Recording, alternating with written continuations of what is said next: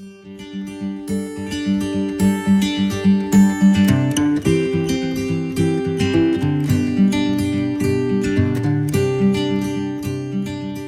on the phone, my name's Sasha Basha. I'm part of your vendor community. I'm with Net Foundry, and I've been involved with a number of the volunteer committees, golf, SIM for Women. So this is part of our kind of SIM for Women initiative, which then got expanded to diversity and inclusion because it's a pretty broad topic and a very relevant topic today. So tonight we have a great panel for you.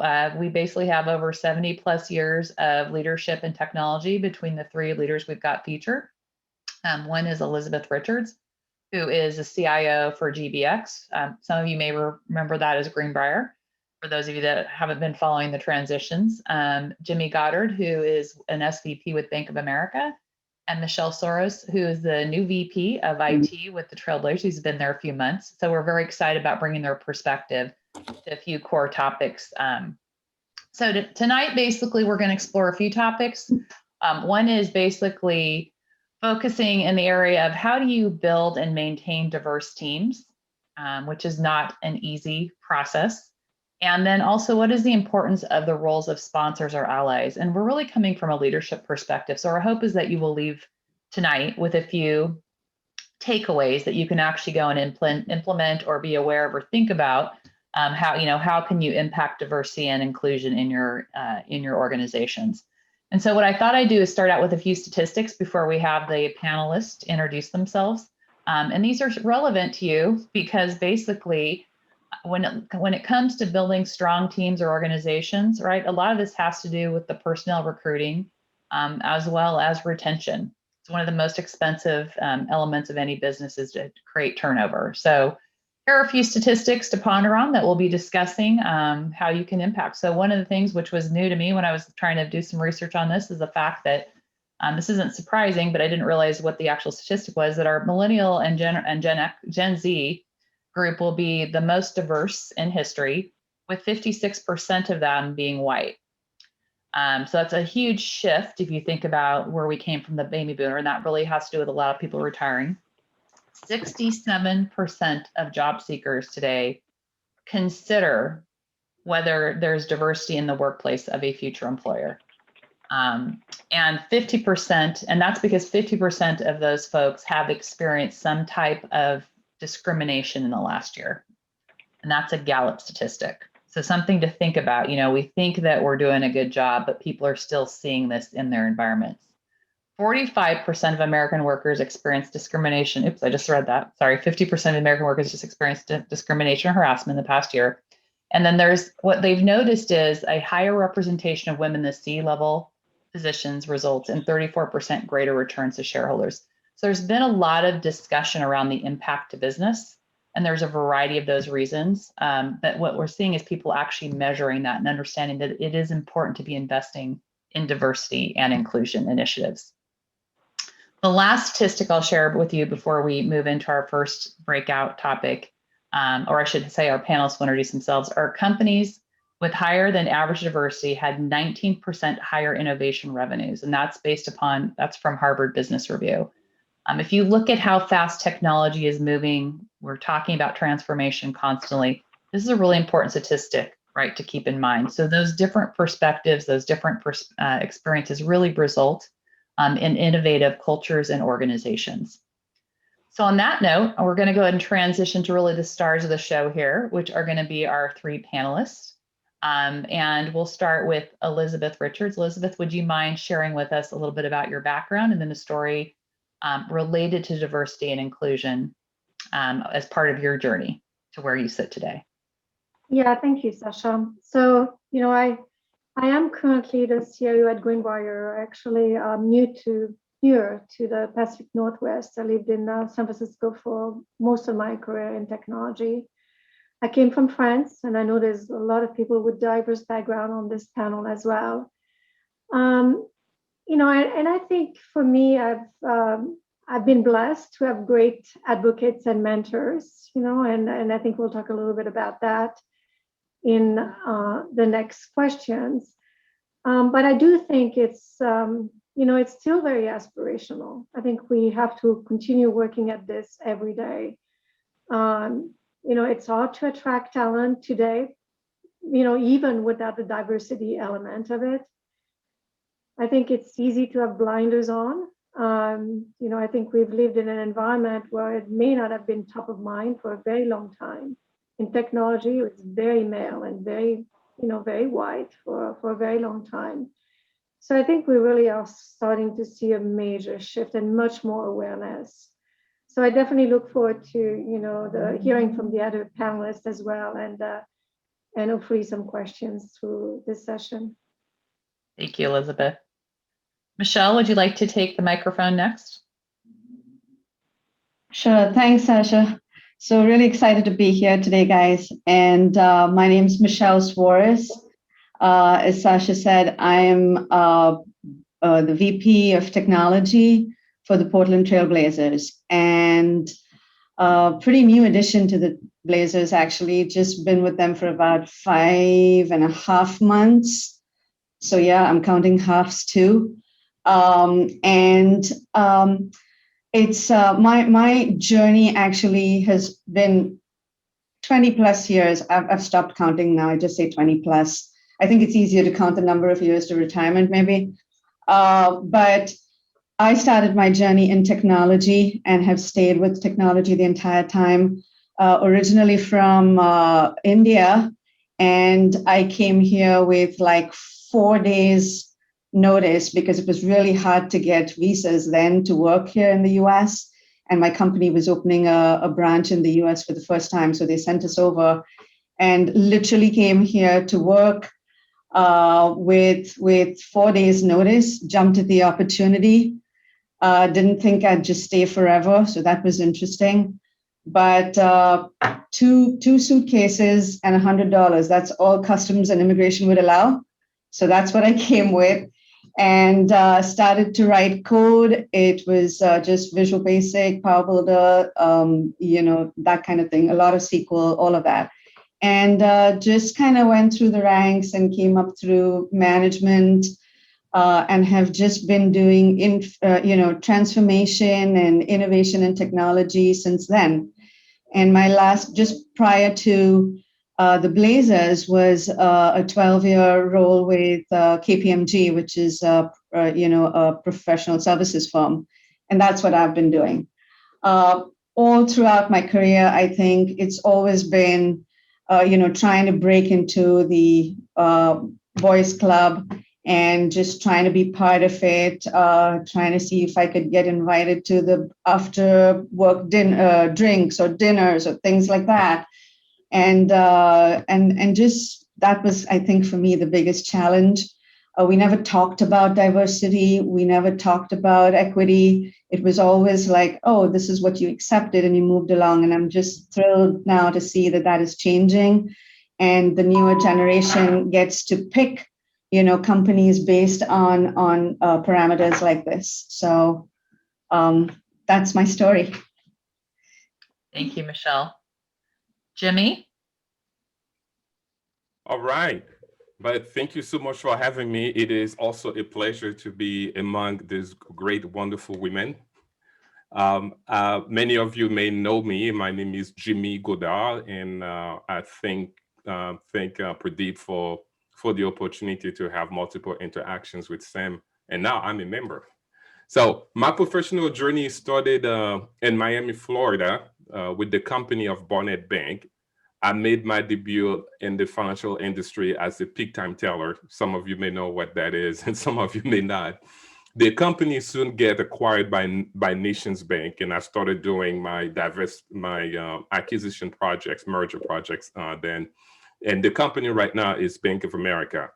I climbed the ladder in the financial center from peak time teller to financial center manager in training, and where I graduated at the same time with my computer science degree, and I decided to move to the technology side of the house as the security point of contact, where I was managing security access for our users.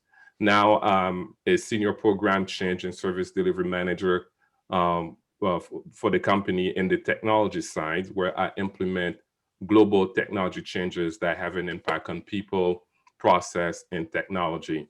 And I've been with the company for about 24 years now.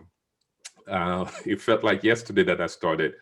And to the question that Sasha mentioned at the beginning, I have developed a unique perspective both on the business and the technology side in the financial industry, and also living in the two extreme side of America in terms of geography, from Florida to Oregon. The journey has not been without any bumps and obstacles, whether it has to be with being a minority in Florida or encounter pure tangible racism when dealing with customers in Oregon. I am not alone as a minority who embraces the notion that the best way to overcome most obstacles in our career path when it comes to biases, whether it has to do with race or gender, I strongly believe that you have to be the best at what you do. Therefore, that has helped me to become an instigator of process improvements and innovation with determination to bring about results, because whether you like it or not, numbers speak volumes. So when you bring results, it's really hard to really argue with that. Yes, and I do work hard to be second to none and among my peers when it comes to implement global technology integration, manage the organization in the areas in the infrastructure and using computing, employee technology. And I must highlight also that I've been very fortunate to work for an organization, a global organization, that values all of our differences, whether it has to do with backgrounds, experiences, viewpoints, race, national origin, gender, age, and so forth, and truly believe in connecting our diverse backgrounds and perspective. And also being here after 24 years with coming from the country of Haiti, it would not have been possible. It would have been possible without the strong support of various teammates and sponsors and mentors I've had over the past 24 years that have made the journey easier and worth it. So very excited tonight to be part of this panel and really share some of my lessons learned, best practices to all of you. Thank you, Jimmy. So real quick before we move into some questions of our panelists, if you do have questions, they bring a topic and it brings up some thought in your mind or an idea you want to share or a question you have of them, because we kind of are focusing in two areas, feel free to add that to the chat. I'm not sure if T2 is joined us, but either someone will be watching the chat to make sure that we bring the question to your panel or to the panelists. So before we move into the first topic, I just want to kind of level set on a couple of definitions. Diversity and inclusion is basically, we hear that those terms expressed a lot. And so I like simple definitions. Diversity refers to who's at work, and it's a representation of a range of traits and experiences in a company's workforce. And inclusion refers to how people feel at work. Inclusion is a degree to which employees feel valued, respected, accepted, and encouraged to fully participate in the organization. And that really impacts their contribution, right? Which impacts all of our bottom lines when it comes to leaders. So our first kind of area that we're going to be discussing is creating and maintaining diverse and inclusive teams and organizations. So we've teed up our panelists with some fun questions, though they might seem simple. I'm sure that their stories will help broaden that. So first, I'm going to go ahead and start out with Michelle. If you can field this question, it will be going to all of our panelists, which is, what do you see the challenges being when building diverse teams? Yeah, sure. So I think there are different challenges at different stages of building that team. I think, first of all, if you look at just your current workforce and trying to see whether, how is that team constructed, right? Like what is the breakup of that team? And if you decide that, okay, you do have a fair amount of diversity, or you have, it's equitably representative, then I think it's easy to kind of say, okay, this is how we could be a model for the rest of the organization. But in many cases, we find that that's not the case, especially now if I look at the trailblazers, right? When I joined the team, I was the only woman. I had 7 guys on the team. Today, and I'm proud to announce that just like last week, we hired 2 women, one in a technical role, one in a technical project management role. So we're trying to make those changes. We've recognized that this is where we kind of lack, some of our equity-based programs that we kind of usually talk about to our external, to our fan following, to our in our public arenas, kind of. So trying to kind of get that internalized and within the organization is one of the challenges that we have. Another thing also that you have to look towards is how you hire and the equity and diversity in your hiring process. So today at the Blazers, we've started to have one of our people from the DEI team sit in on every interview and make sure that, you know, the questions that we're asking are standard for all of the candidates who are being interviewed. The way we write our job descriptions also has to be kind of in a way that is not threatening to certain parts of the population. And I think if you try to be mindful in that way, you start to see those changes coming in, and you start to see that, you know, people in the organization as well are starting to be trained to think that way. And I think the message becomes pretty clear across the board then. So those are some of the things that we've started to do at the Blazer organization internally. Michelle, do you have a sense? I'm going to ask you kind of a follow-on to this, which I didn't really prep you for, but I know you mentioned it on a chapter meeting. Do you have a sense of, from an applicant perspective, how many were minority and/or women candidates versus against the total candidate pool? I don't have the exact numbers, Sasha, but I can tell you that when in our organization, I think it's a combination of, you know, being a sports-based organization and having a sports team that we're managing toward. That combination, along with, in my case, IT, makes it just very, very attractive for male applicants. And we see, like, maybe I want to say 95%, maybe even 98% of our applicants on the IT side are all males. All right. Now, we haven't done the analysis to say, like, as far as race goes or gender or anything like that beyond IT. So I don't have those numbers. But yeah, on the IT side, I've seen about, I want to say 98% is male. Thank you. And I know I didn't really prepare you for that, so I appreciate you jumping in there. That's okay. Elizabeth, can you maybe share a few of the challenges that you've had when it comes to this topic? You specifically mean hiring, or are you? It can be hiring, anything related to building. So I think hiring, recruiting, many of the things that we've discussed. Yeah, I think, you know, I do agree with you know, with Michelle. Definitely, we're seeing and experiencing the same challenges. We're drawing from a pool that is, you know, really much more male. And, you know, I think that I didn't do such a good job about talking about my history and my background as an intro, but, you know, I lived in a company where most of the staff was female. And I think it had a lot to do with the industry, which was retail. It had a lot to do with the leadership.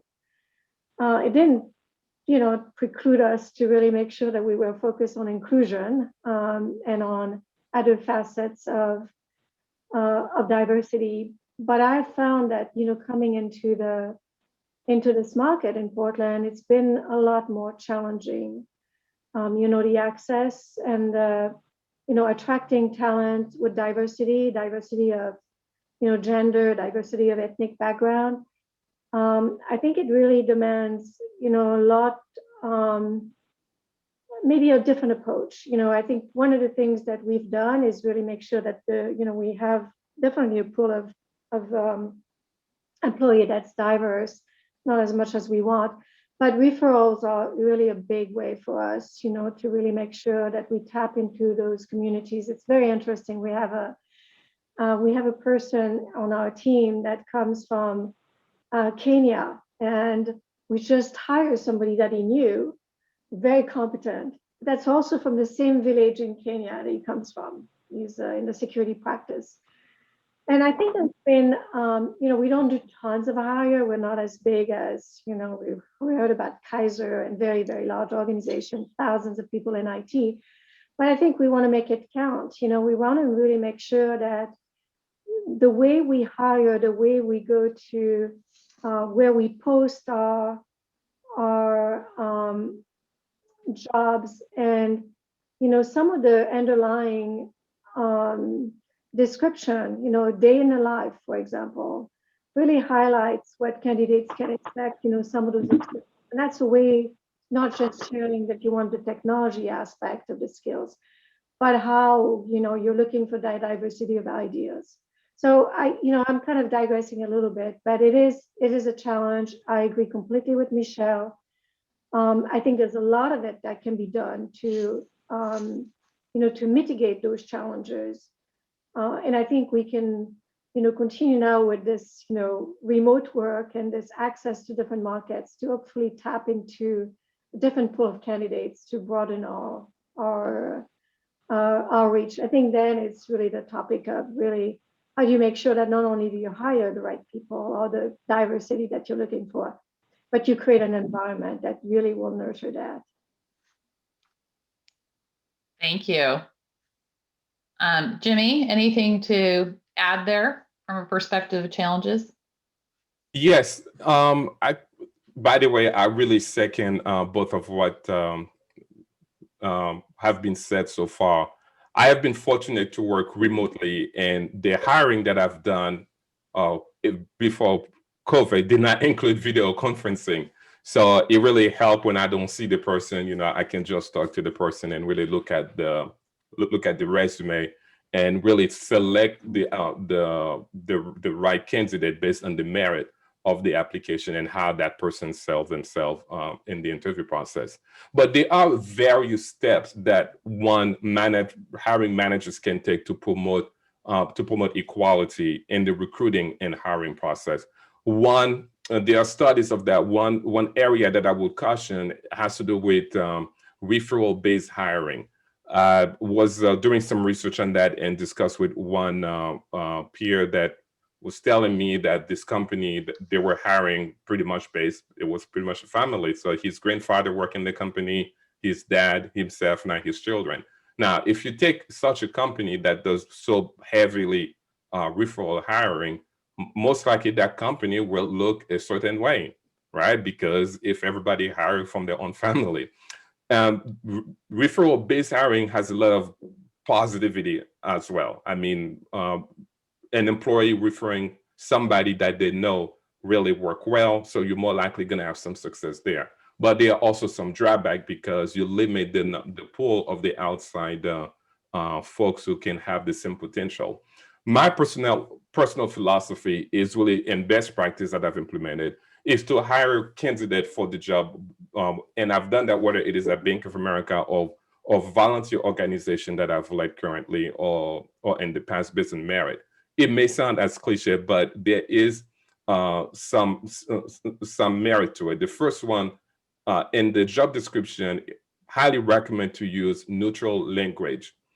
And it is rare that one candidate will meet 100% of a job qualification.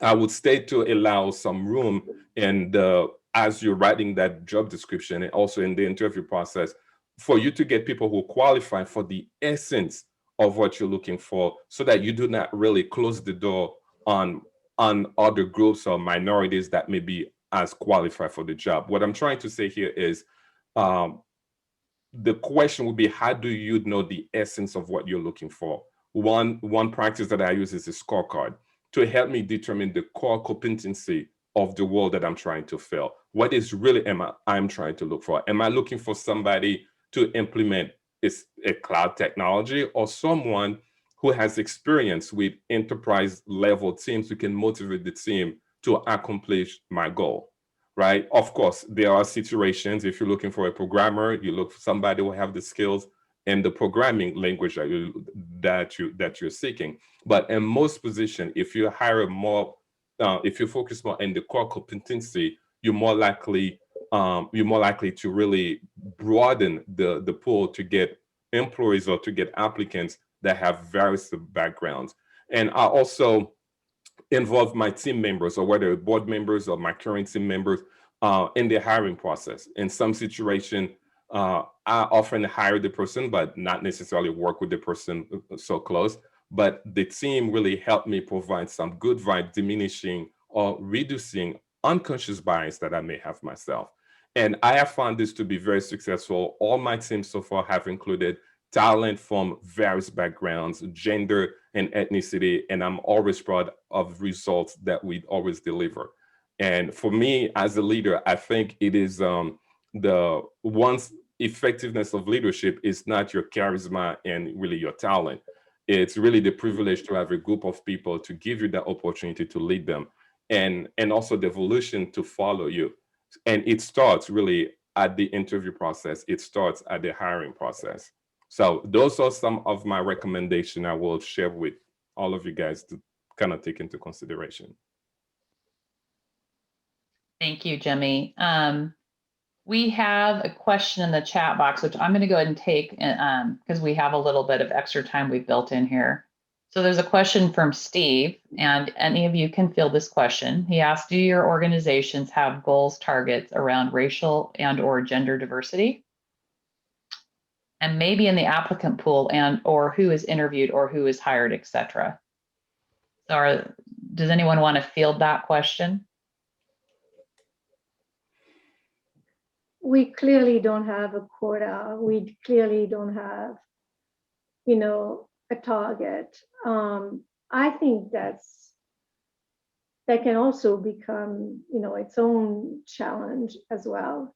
But I do think, what we strive for is also, and I think, we heard this as well from Jimmy. I think we strive for finding complementary skills still align with the values that we have. I mean, we need the expertise and we need the diversity of ideas. We need the diversity of background. And we really need to make sure that we don't kind of hire just the people that look like us, just because we're comfortable that, they play golf or they have, parents that know each other. But I don't think that, I have seen or have never worked for companies that have actually diversity goals. I don't know if other people have on this panel, but that is not a practice that I've seen in the companies I've worked for. Yeah, I'd like to second that. We don't have specific goals or targets for hiring. There is, though, a big focus to not just hire from your typical sources that we've seen in the past. So, for example, if we're looking for interns or entry-level candidates, we've just started or looking to start a program where we don't just go to, say, PSU or University of Oregon. We're looking at HBCU type organizations now to say, okay, can we go there and look for candidates there and see how their profile or their qualifications, will help increase our pool of diverse candidates and give them those opportunities. We have our players actually go and talk at such events. We have volunteer and sponsorship events with HBCU colleges, and that's one aspect at the entry level.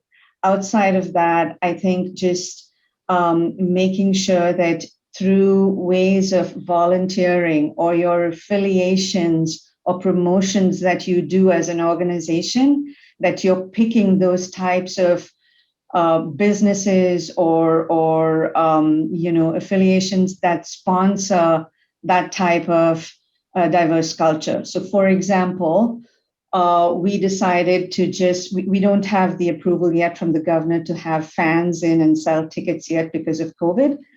Instead, what we decided to do was to open it up to a restricted amount of people. Some of them were just staff people and their families, and the others were leaders from organizations that support diversity and lead racial injustice efforts and initiatives socially or in the state and things like that. So that's a way of thanking them for their service, thanking them and promoting that. Another thing that we do is we'll go and have our players talk to, we had two of our star players come and talk to the entire organization about HBCUs and what they do and how to kind of get involved and promote that.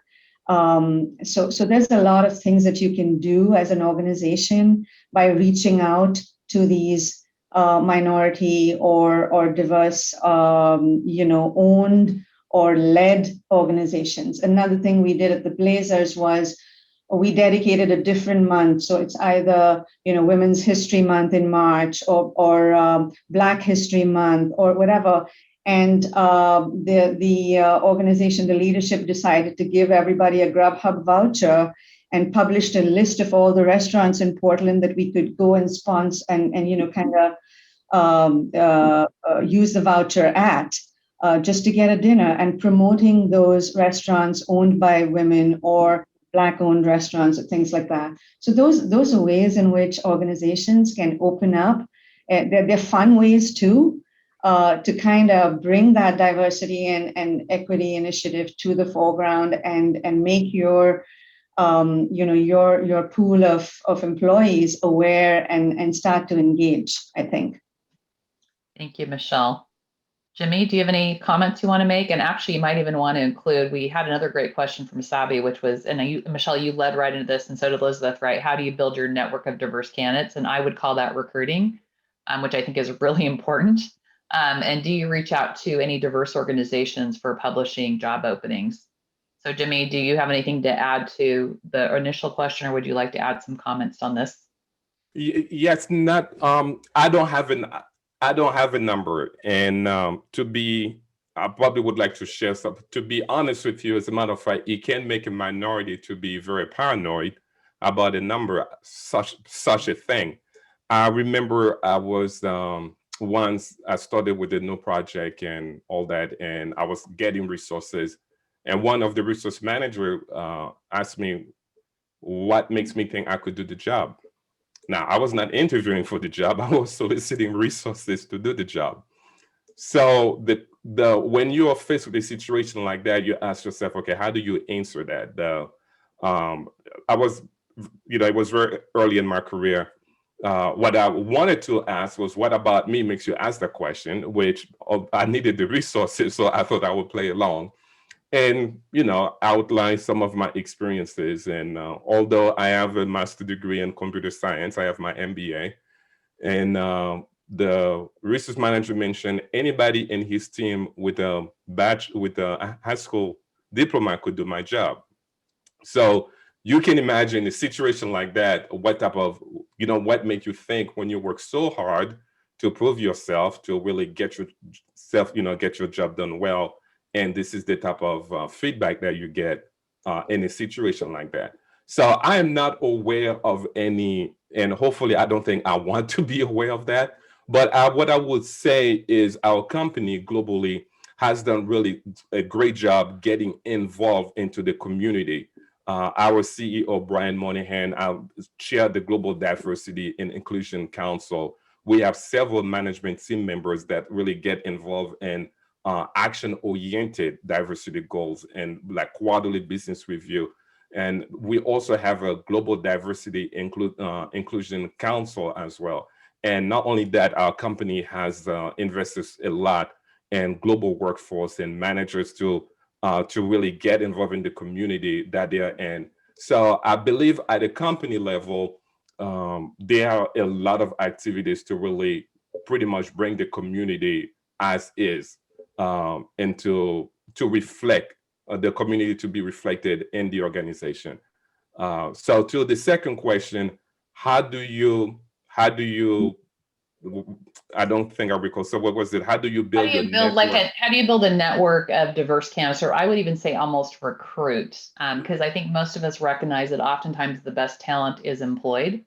Mm-hmm. Right. So how do you basically make sure, I would call it a bench, to use the basketball term or sports term, which Tatiana would probably give me a hard time about. But at the end of the day, right, it's right. How do you build that pool so that when you do have an opening, you can, I think, proactively solicit those candidates to apply? Yeah, I would second what Michelle stated, right? And I believe by getting involved in all those organizations, by getting involved in the community and by hiring within the community. And so a community to reflect really what the organization is about, and also by hiring for talent. Those will most likely be some ways that you're going to develop that talent pool, that you're going to develop that relationships within the community, so that that can reflect within the company.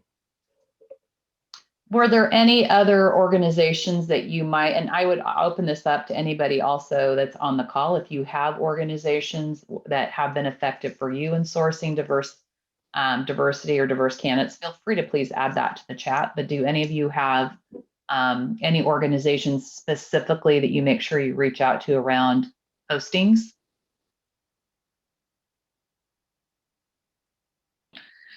Not for hiring per se, Sasha, but I know that in our volunteer work, we definitely, look at anything that is related to maybe minority owned or, organizations that serve racial injustice causes or things like that, but not related to hiring, I wouldn't say.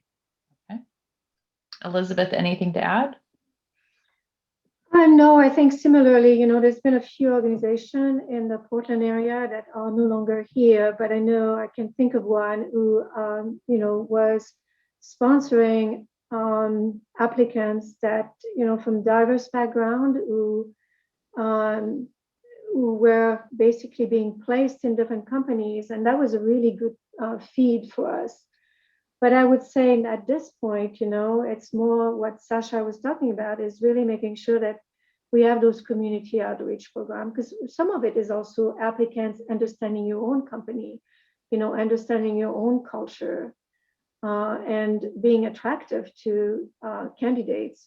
And I think if you're a very well-known organization, it's maybe taken for granted. But I think if you are smaller companies, like Greenbrier, in an industry that is not, high tech, those outreach programs go a long way, because that's always, a way to connect. Even if you're not recruiting at that point, it's a way for people to get to know you and feel comfortable that that could be a place that they would be interested in exploring once they're ready.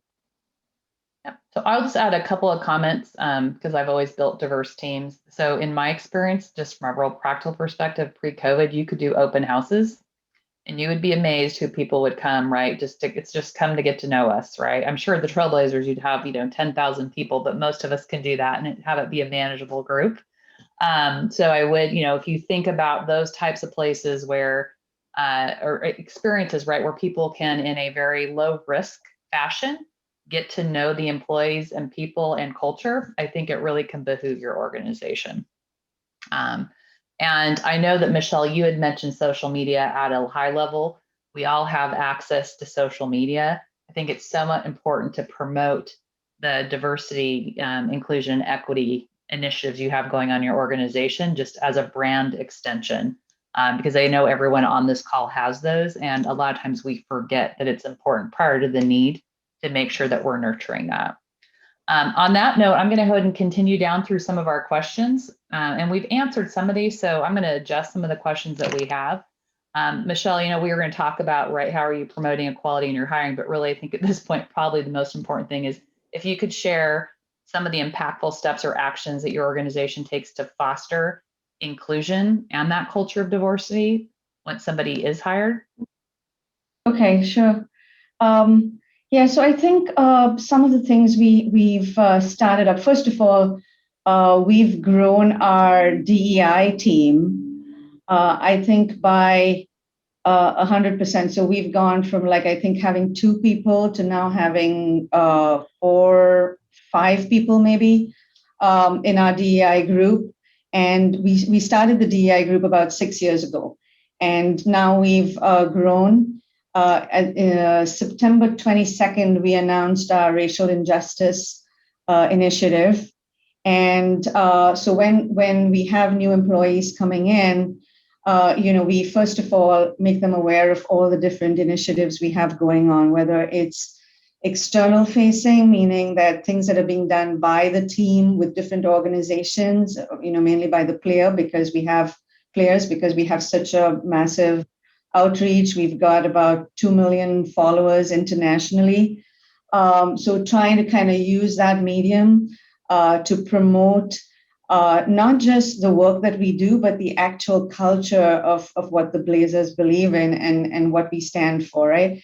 And making our employees aware of that. So if they are part of a if they're a person of color or some part of minority, right, that they belong to, they feel that already, okay, there's a whole force behind them that is supporting them, and they can be their full self when they're at work, and they're not going to be, treated differently or judged or even, behind closed doors, there are advocates for them, right? So that's one thing that is very important. The other thing we have is multiple different business groups that we've started up, one for Asian and Pacific Islanders. We've got another one for African Americans. We've got another one for our Pride community. So we've got all of these different associations or groups in our within the Blazer community, and this is like not related to the players or anything. This is to the actual employee groups, and we kind of come up with our own initiative. We decided, like, for example, in the Asian community, we came up with a logo, a special logo for us that we're going to start using now in all of our communications externally with other groups that we're trying to support. So just making people feel that, by getting involved in these initiatives, they are now part of it. They get to decide how we go forward as an organization to promote this kind of culture, both internally and externally. And I think that's some of the work that we do. Thank you, Michelle. Elizabeth, I kind of think our question that we have teed up for you leads to this also, which is, what are some of the important actions that you can do to really help those diverse candidates feel included? Can you give us your perspective? Yeah, and I just want to build on what Michelle was saying. We've been showcasing various employee stories and making small videos and vignettes, and it's been extremely well received. I think some of it about inclusion is getting to know people, getting to know that they have, where they come from, what their stories has been. And it's been some quite amazing story. We had somebody recently actually from the IT department that came, as a youngster from Vietnam, and, the hardship that he had. And so people really getting a sense of others, and that familiarity has really built really good bonds across the company. I mean, same thing, we have some of the same programs that Michelle mentioned. But creating that sense of belonging and creating that sense of, being appreciated for actually the differences.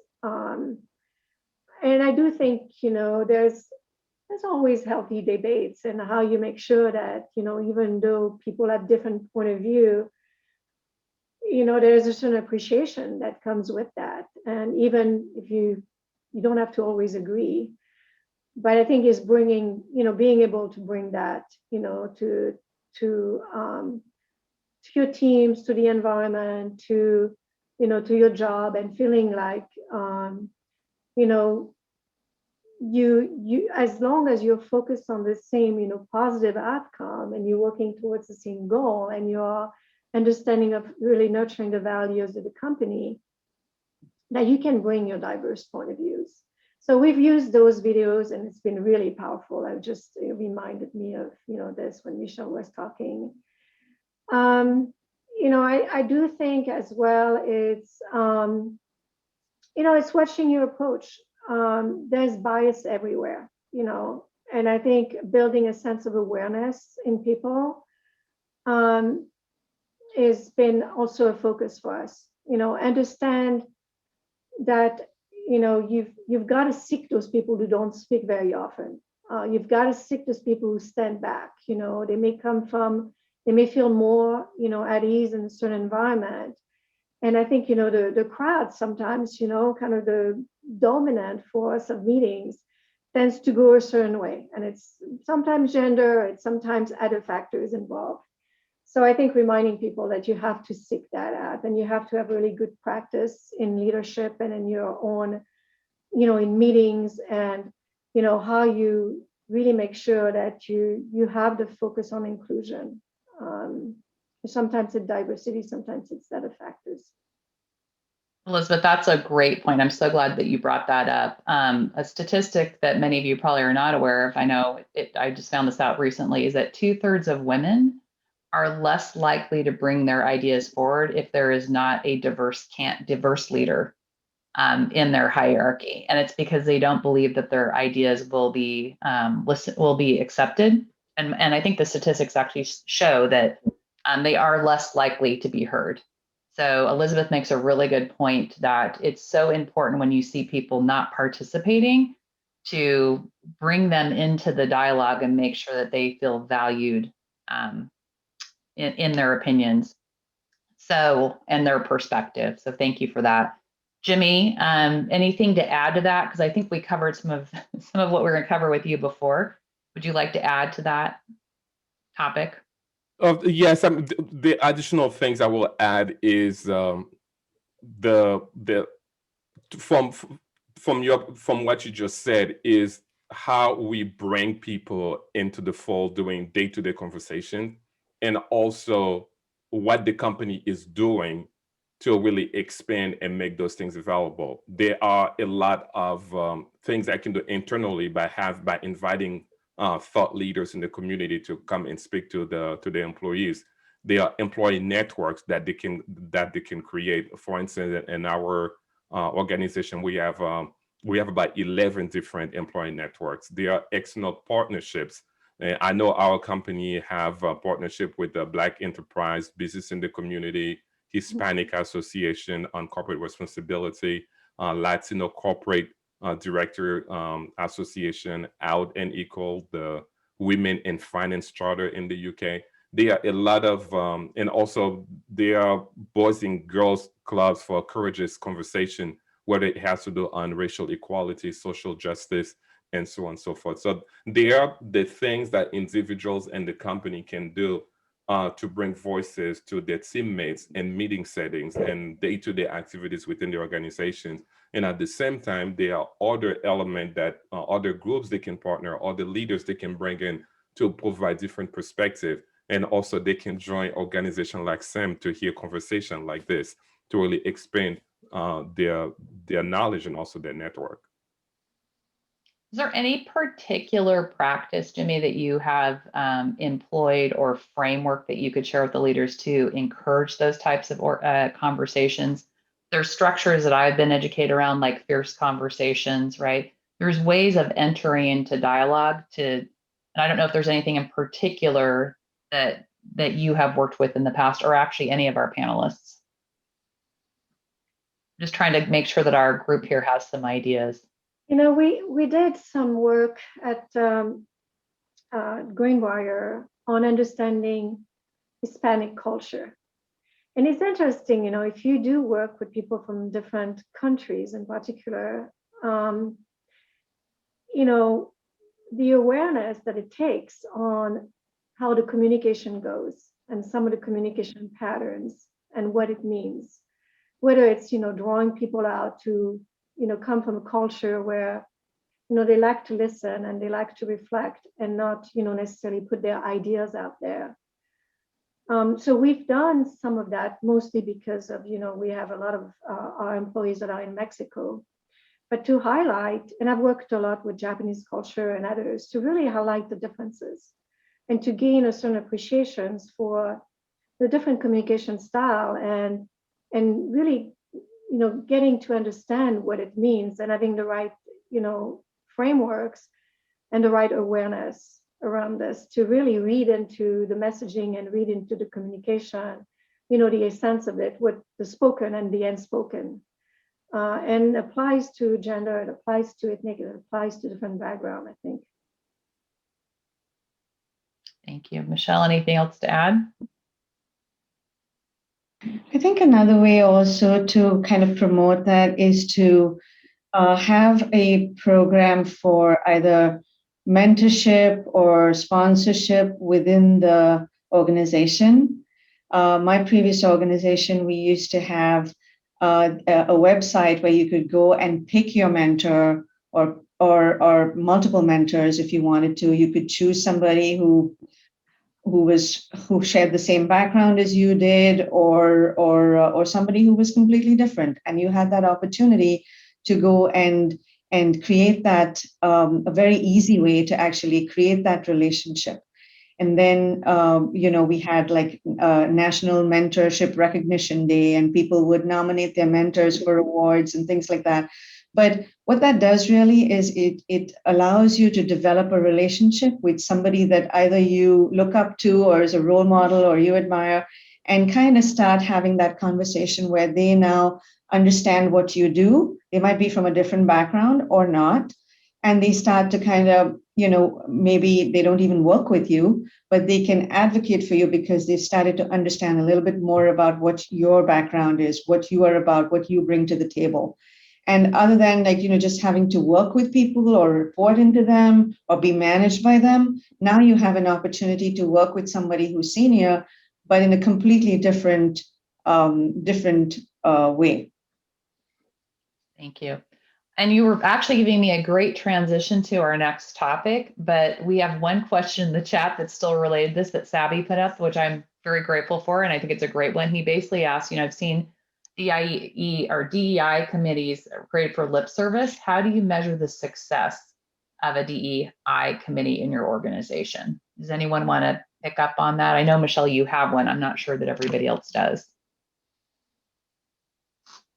Yes, I could address that. And I would say it's, in my work environment, we do have several of those groups. And I will say it has to do with not only the talk, but also the action. One that is very close to me that I really enjoy a lot. We have a group that we have the tough discussion. So, I mean, it is amazing how I get different perspective of teammates of different backgrounds and things that I believe that could be innocent. And the way they describe their feelings, the way they describe their realities really opened my eyes. Mm-hmm. So having groups like that to hold conversations internally, whether you can start with the basis of a book or of an article, and there have been a lot of social topics available that any company can easily pretty much pick one and have those tough conversations with their employees, and also to understand how their employees are digesting what is happening in their neighborhoods. So that's something very tangible that a diversity, equity, and inclusion group can do. I mentioned earlier the employee networks where employees can have those different groups to really even help promote mentoring, to even promote sponsorship internally. That's another one. Partnership with external organization within the community to really establish that rapport by bringing thought leaders in the community and minority communities and other communities that pretty much can provide different insights to your organization, to your employees. Those are tangible activities that you can really say, all right, we have this group of people that talk about diversity and inclusion. They are really doing something, and your employees you can survey them to find out, yes, before we had this, what has the group done to really expand your knowledge to understand your teammates better? So Jimmy, real quick as an add-on question to that, in my experience, different perspectives can be very powerful, but they're also difficult to oftentimes draw out. And it can be a dangerous environment, right, if you don't have like a facilitator. So can you maybe give a little example or share who's kind of leading those conversations? What agreements might be in place?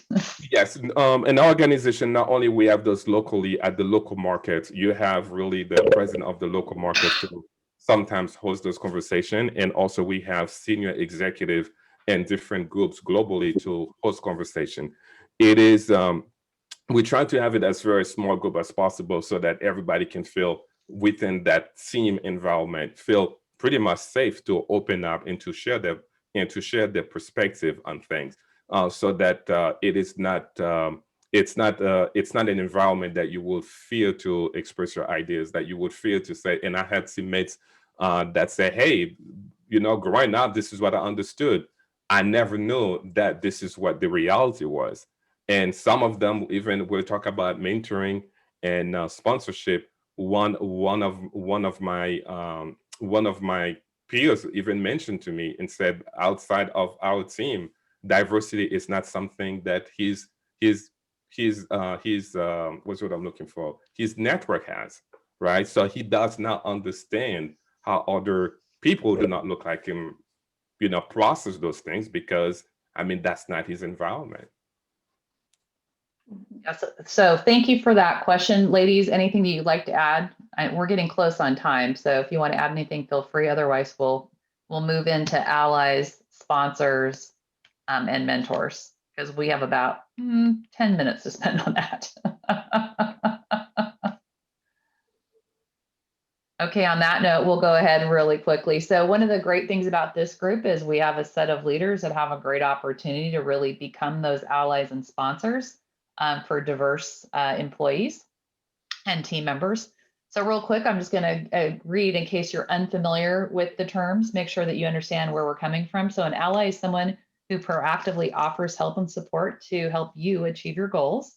A sponsor is someone that is willing to put their name and reputation on the line to vouch for you. An example of that, in the way that we always describe it, is, hey, when the door shuts and they're trying to figure out who they're going to give the job to, who's going to fight for you? That is a true sponsor.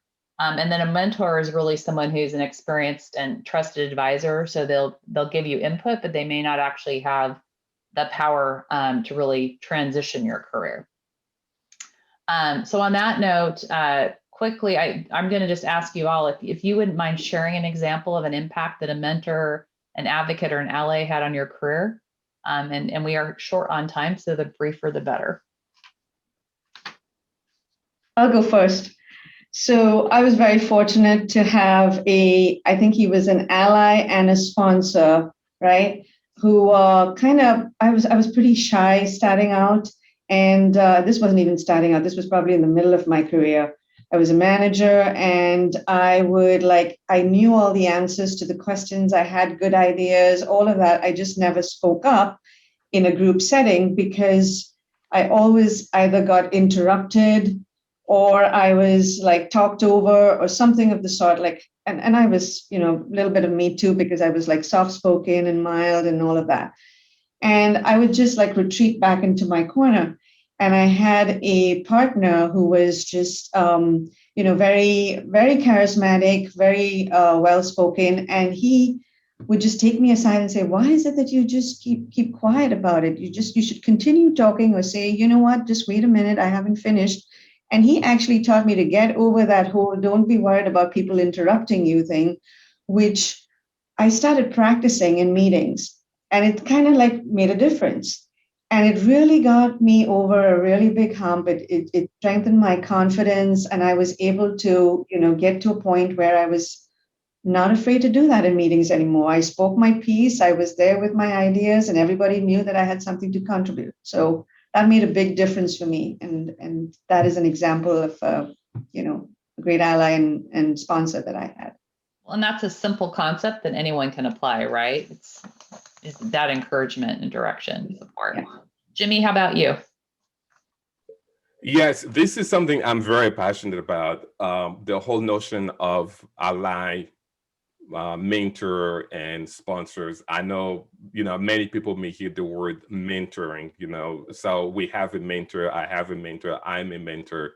I've mentored several folks myself and also sponsored them as well. What is not, what we don't hear often in the corporate circle is the whole notion of sponsorship. And oftentimes, and I've done the research, many of us are over-mentored and under-sponsored. And you can see, if you look at the statistics, it is there. So the mentoring, as you mentioned, Sasha, provide the guidance, the feedback, the emotional support to help you navigate through this whole corporate politics stuff. However, sponsors take it to a different level where they have protege. They are senior managers, they are many of us here, in this audience, who have influence, but oftentimes do not exercise it when, on behalf of others.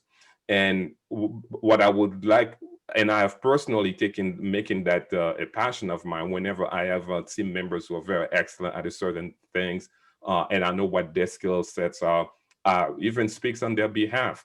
And oftentimes they will be surprised and say, yes, so-and-so approached me for this position, and not only I provide that mentoring to really guide them, but also really speak up of them. So what I would like, the challenge I would offer to this audience is, how many mentors do you have? And comparing that to how many protégés do you have?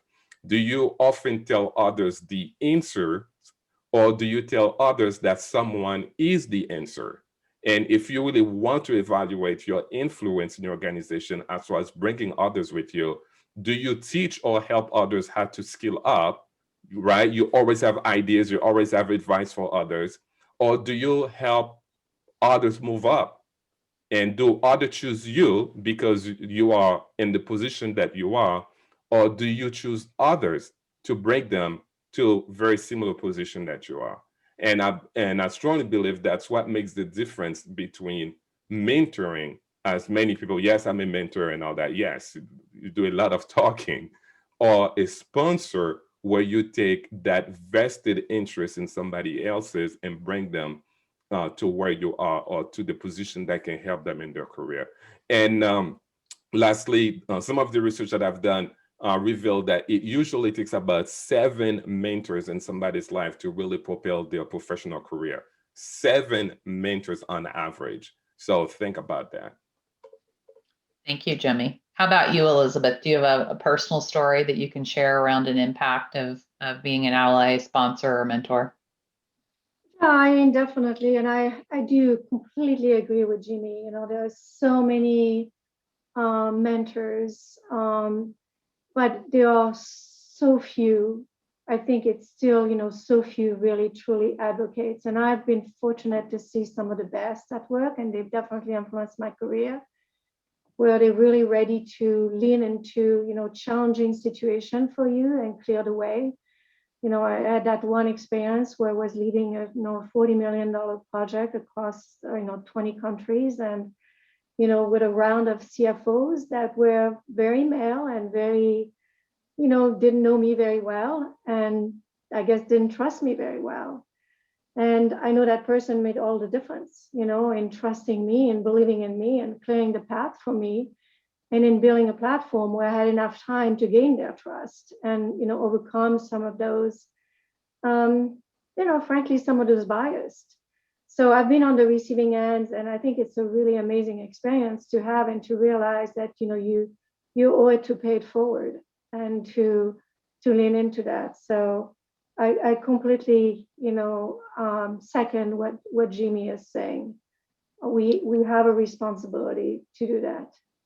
Thank you. I think most of us feel when we've had that sponsorship or ally that we have a responsibility to pass it on. So we're down to just a couple of minutes. To either any of you want to answer the question, what are some first steps that the leaders on this call could take on becoming an ally or creating allies in their team or organizations? So I think one thing we should be doing as leaders is very often making or taking the first step, right? Because often people, especially junior level people, I know from my own experience, and I see people in my organization as well, are hesitant or sometimes just don't even know how to approach somebody, right, who's in a leadership position. They think that maybe they're too busy or they're not smart enough to have a conversation with them. So just being approachable, I think, is important, and taking that first step. If you see that there is somebody who's got, real good potential to do something big, give them that opportunity. Let them know that they're doing a great job. Let them know that you're there to help them. Or you see somebody who's maybe struggling and not doing so well, I think it's important that we step up in our roles and recognize that and approach them to say, hey, you're there to listen, to kind of guide if they need help, or provide them with resources.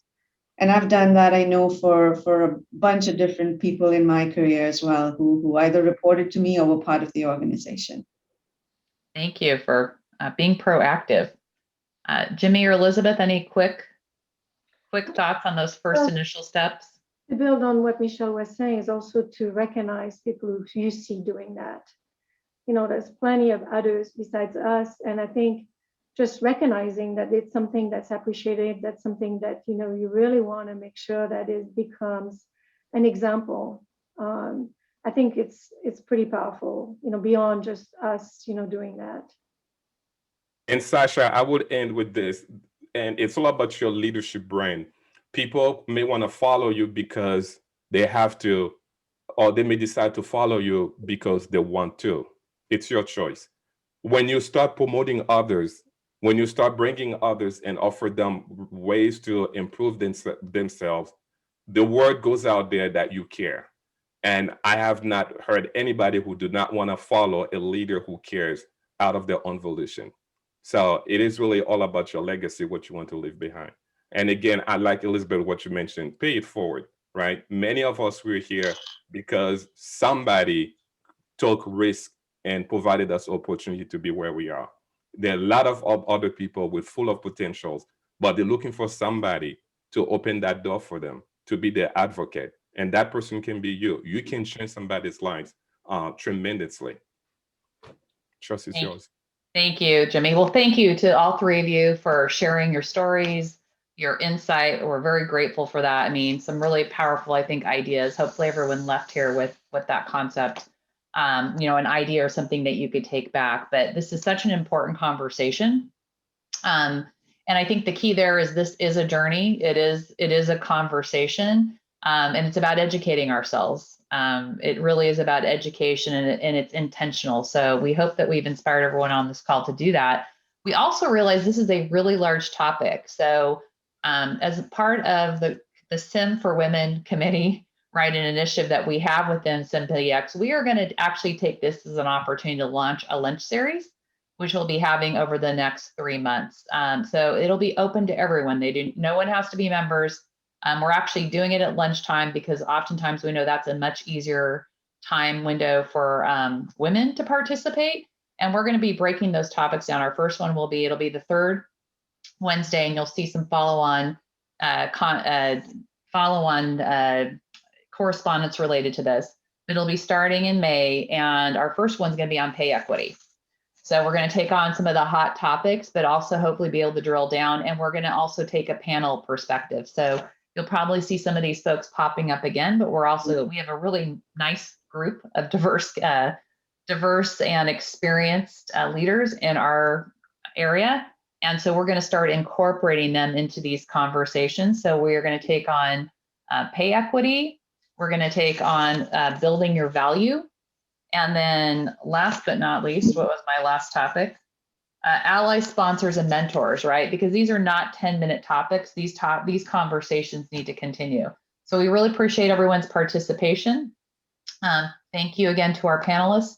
And Pradeep, I'm going to hand it back to you to close out the meeting however you would like, or Richard.